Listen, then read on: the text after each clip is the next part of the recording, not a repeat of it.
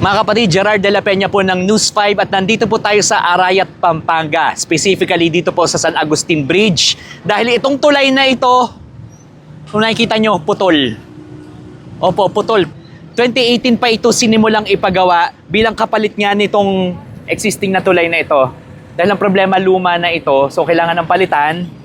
Pero yun nga, 2018 pa ito pinagagawa, pero hanggang ngayon, yung karugtong niya dun sa kabilang dulo, hindi pa naidudugtong dito.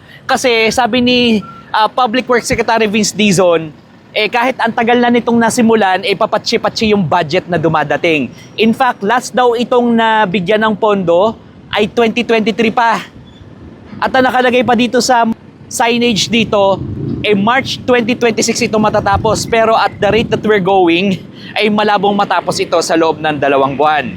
So, ang sabi ng DPWH, kailangan daw i-check yung structural integrity nito. At pagkatapos na talagang full swing na yung pagpapagawa nitong tulay na ito. Ang target nila matapos ito within 2026. So bakit nga ba importante ang tulay na ito? Ito kasi nagdudugtong dito sa Pampanga at sa ilang bayan dyan sa Nueva Ecija.